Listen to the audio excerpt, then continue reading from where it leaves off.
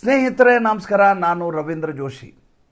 ನೀವೇನಾದರೂ ಶುಕ್ರವಾರ ಇವತ್ತು ದಿಲ್ಲಿಯ ಕಾನ್ಸ್ಟಿಟ್ಯೂಷನ್ ಕ್ಲಬ್ನಲ್ಲಿ ನಡೆದಂಥ ಪತ್ರಿಕಾಗೋಷ್ಠಿಯನ್ನು ನೋಡಿದರೆ ಖಂಡಿತವಾಗಿ ಹೇಳ್ತೀನಿ, ಏನು ಕಾಕ್ರೋಚ್ ಜನತಾ ಪಾರ್ಟಿಯವರು ಪ್ರತಿಭಟನೆ ನಡೆಸಿರಲ್ಲ ಜುಲೈ 20ಕ್ಕೆ, ಅವರೆಲ್ಲರನ್ನು ಗಲ್ಲಿಗೆ ಏರಿಸ್ರಿ ಅಂತ ಹೇಳ್ತಿದ್ರಿ.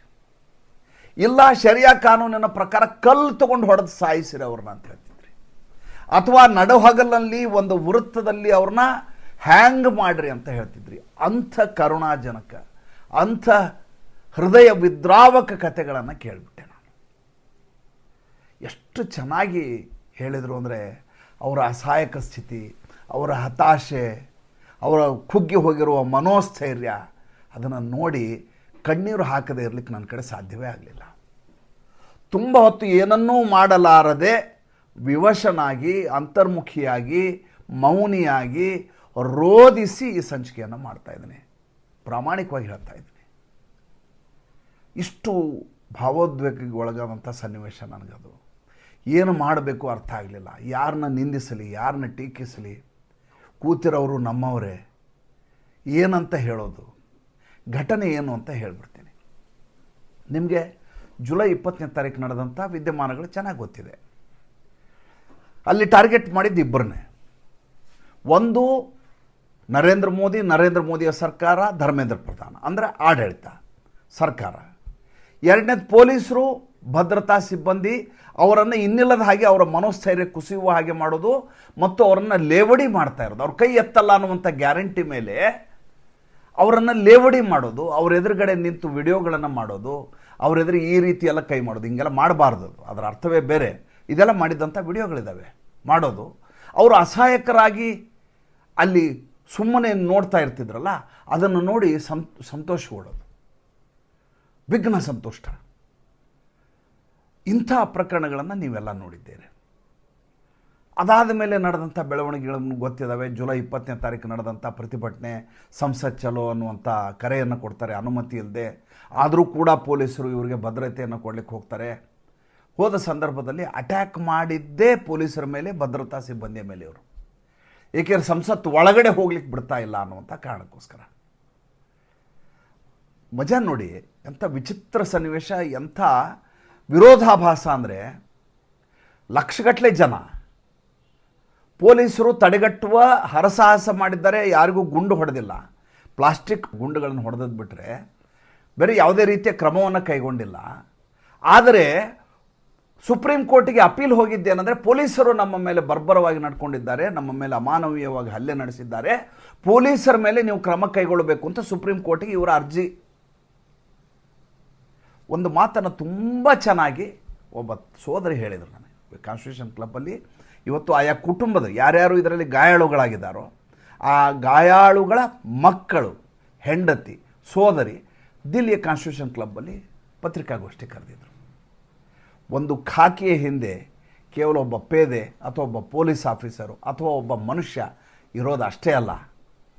ಆ ಖಾಕಿಯ ಹಿಂದೆ ಒಬ್ಬ ಹೆಂಡತಿ ಇರ್ತಾಳೆ, ಆ ಖಾಕಿಯ ಹಿಂದೆ ಮಕ್ಕಳಿರ್ತಾರೆ, ಆ ಖಾಕಿಯ ಹಿಂದೆ ತಂದೆ ತಾಯಿಗಳಿರ್ತಾರೆ, ಆ ಖಾಕಿಯ ಹಿಂದೆ ಸೋದರರಿರ್ತಾರೆ. ಅದನ್ನು ಯಾರೂ ಅರ್ಥನೇ ಮಾಡ್ಕೊಳ್ಳಿಲ್ಲ. ಎಂಥ ಮಾತ್ರಿ, ಯೋಚನೆ ಮಾಡಿ ನೋಡ್ರಿ. ಎಷ್ಟು ಚೆನ್ನಾಗಿ ಆ ಹುಡುಗಿ ಹೇಳಿದರು ಅಂದರೆ, ಮಗಳವಳು, ಅವಳಿಗೆ ಭಾಳ ಅಸಹಾಯಕತೆ. ಅವಳು ದಿಲ್ಲಿ ಯೂನಿವರ್ಸಿಟಿಯಲ್ಲಿ ಓದ್ತಾ ಇರೋ ಹುಡುಗಿ, ತುಂಬ ಸೊಫೆಸ್ಟಿಕೇಟೆಡ್ ಆದಂಥ ಫ್ಯಾಮಿಲಿಗಳು. ತಂದೆ 20 ವರ್ಷ ನೇವಿನಲ್ಲಿ ಕೆಲಸ ಮಾಡಿ ಬಂದಿದ್ದಾರೆ, ಬಂದು ಪೊಲೀಸ್ ಸೇವೆ ಸೇರಿಕೊಂಡಿದ್ದಾರೆ. ಅಲ್ಲಿ ಕಮಾಂಡರ್ ಇದ್ದಂಥ ಮನುಷ್ಯ. ಆತ ಪ್ರತಿ ದಿವಸ ರಾತ್ರಿ ಮನೆಗೆ ಬರುವಾಗ ಇವರಿಗೆ ಗಾಬರಿ. ಯಾಕೆಂದರೆ ಇವರು ಸೋಷಿಯಲ್ ಮೀಡಿಯಾದಲ್ಲಿ ಪೊಲೀಸರನ್ನ ಅಣಗಿಸೋದು, ಪೊಲೀಸರು ಲೇವಡಿ ಮಾಡೋದು, ಅವ್ರ ಮೇಲೆ ಹಲ್ಲೆ ಮಾಡಲಿಕ್ಕೆ ಪ್ರಯತ್ನ ಮಾಡೋದು, ಮಾಡಿದಂಥ ವಿಡಿಯೋಗಳನ್ನ ಎಲ್ಲ ಮಕ್ಕಳು ನೋಡಿರ್ತಾರೆ. ಪ್ರತಿ ದಿವಸ ಸುಸ್ತಾಗಿ ರಾತ್ರಿ 12 ಗಂಟೆಗೆ ಅಪ್ಪ ಬಂದಾಗ ಕಾಯ್ಕೊಂಡು ಕೂತು, ಅಪ್ಪ ಇವತ್ತು ಹೇಗಿತ್ತು ಅಂತ ಕೇಳಿದಾಗ ಅಪ್ಪ ಹೇಳ್ತಾ ಇದ್ರಂತೆ, ಅಲ್ಲಿ ಪ್ರತಿಭಟನೆಕಾರರು ವಿದ್ಯಾರ್ಥಿಗಳಲ್ಲ, ಅಲ್ಲಿರೋದೆಲ್ಲ ಗೂಂಡಾಗಳು, ಹೇಗಾದರೂ ಮಾಡಿ ಇಲ್ಲಿ ಹಿಂಸೆ ಮಾಡಬೇಕು ಅಂತ ಇನ್ನಿಲ್ಲದ ಹಾಗೆ ಹರಸಾಹಸ ಮಾಡ್ತಾ ಇದ್ದಾರೆ. ಒಂದೊಂದು ದಿವಸವೂ ನನಗೆ ಕೆಲಸ ಮಾಡೋದು ಕಷ್ಟ ಆಗ್ತಾ ಇದೆ ಅಂತ ಹೇಳಿದ್ರಂತೆ. ಯಾವಾಗ ಪೊಲೀಸರು ಮನೋಸ್ಥೈರ್ಯವನ್ನು ಕಳ್ಕೋತಾರೋ ಆವಾಗ ಸಮಾಜ ಸಂಪೂರ್ಣವಾಗಿ ಅಸಮತೋಲನಗೊಂಡಿದೆ, ಪ್ರಕ್ಷುಬ್ಧಗೊಂಡಿದೆ, ಉದ್ವಿಗ್ನತೆಗೊಂಡಿದೆ.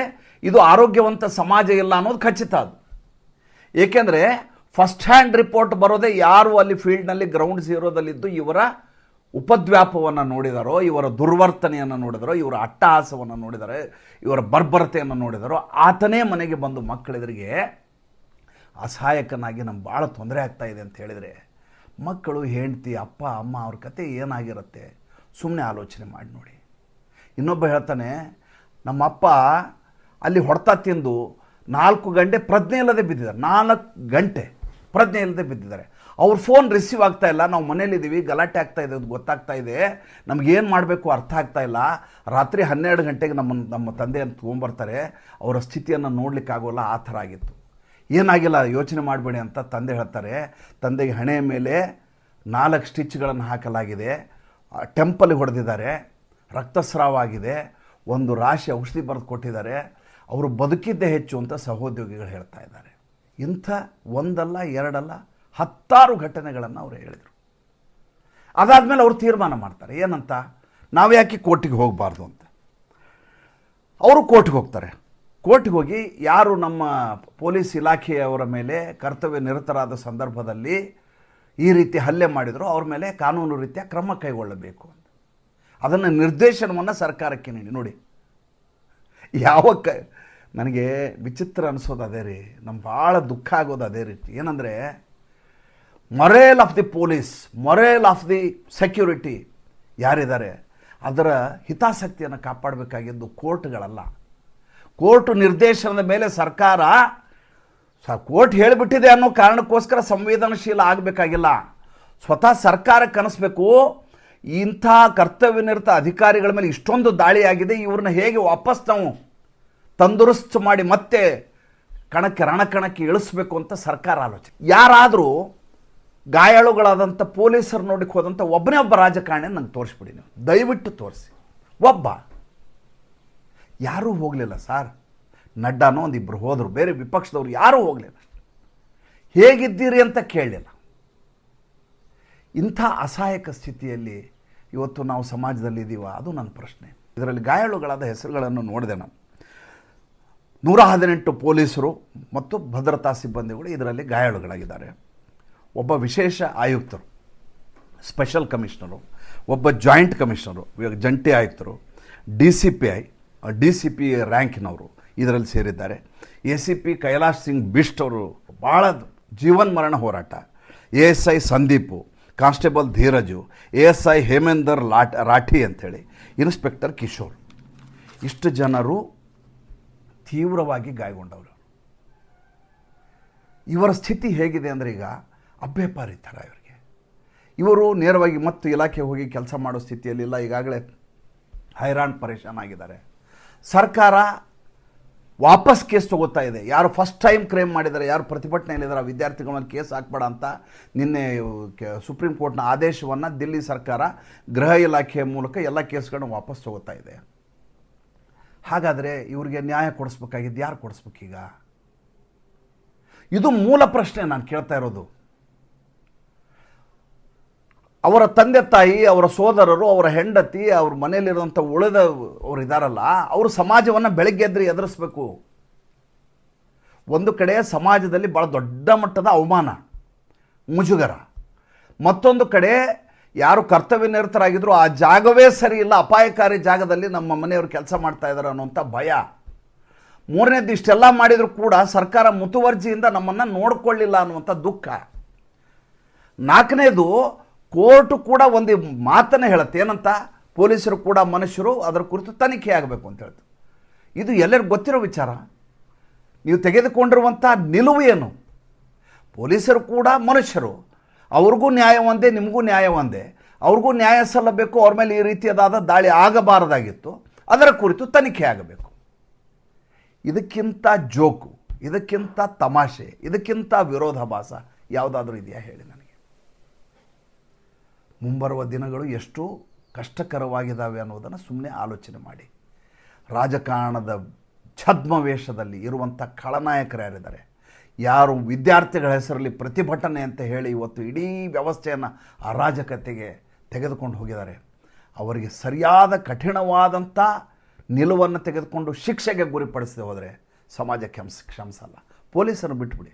ಈಗ ಯಾವುದೋ ಒಬ್ಬ ಪೊಲೀಸ AK-47 ಹಿಡ್ಕೊಂಡಿದ್ದ ಪಾಟ್ನಾದಲ್ಲಿ, ಸಸ್ಪೆಂಡ್ ಮಾಡಿ ಆಯಿತು ಅವನ್ನ. ಮಾಡಿದ್ದು ಒಬ್ಬನೇ, ನೆನಪಿರಲಿ ನಿಮಗೆ. ಸಹಸ್ರಾರು ಪೊಲೀಸರಲ್ಲಿ, ಸಹಸ್ರಾರು RAF ಸಿಬ್ಬಂದಿಗಳಲ್ಲಿ ಅಂತ ಒಬ್ಬ ಉಪದ್ವ್ಯಾಪಿ ಒಬ್ಬ ಮಾಡಿಸಿ ಅವನು ಸಸ್ಪೆಂಡ್ ಮಾಡಾಯಿತು. ಈಗ ಗಾಯಾಳುಗಳಾದವ್ರ ಕತೆ ಹೇಳಿ, ಜೀವನ್ಮರಣ ಹೋರಾಟ ಮಾಡಿದವ್ರ ಕತೆ ಹೇಳಿ, ಲೇವಡಿ ಮಾಡಿಸ್ಕೊಂಡವ್ರ ಕತೆ ಹೇಳಿ, ಮುಜುಗರ ಪಟ್ಟವ್ರ ಕತೆ ಹೇಳಿ, ಇನ್ಸಲ್ಟ್ ಆದವ್ರ ಕತೆ ಹೇಳಿ, ಅವರ ಮೊರೆಲ್ ಕತೆ ಹೇಳಿ, ಇದಕ್ಕೆಲ್ಲ ಉತ್ತರ ಏನು? ಇದನ್ನು ಪ್ರಶ್ನೆ ಮಾಡಿದರೆ ಯಾರು ಉತ್ತರ ಹೇಳ್ತಾರೆ ಇದಕ್ಕೆ? ಇದಕ್ಕಿರುವಂಥ ಒಂದೇ ಒಂದು ಫಲಶ್ರುತಿ ಏನಂದರೆ, ಈ ಕಾಕ್ರೋಚ್ ಜನತಾ ಪಾರ್ಟಿ ಅಂತ ಇದೆಯಲ್ಲ, ಅವರ ಮೇಲೆ ಏನೇನು ಕೇಸ್ ಹಾಕ್ಲಿಕ್ಕೆ ಸಾಧ್ಯ ಇದೆಯೋ ಎಲ್ಲ ಕೇಸನ್ನು ಹಾಕಬೇಕು. ಸರ್ಕಾರ ಬಿದ್ದರೆ ನಮಗೇನು ಬೇಜಾರಿಲ್ಲ, ಸಮಾಜ ಇದ್ದುಬಿಟ್ರೆ ಏನು ಬೇಕಾದರೂ ಮಾಡ್ಬೋದು. ಇವತ್ತು ಸ್ಪೇನ್ನಲ್ಲಿ ಏನಾಗಿದೆ ಸುಮ್ಮನೆ ನೋಡಿ ಮತ್ತೆ ಮಾತಾಡ್ತೀನಿ. ನಮಸ್ಕಾರ.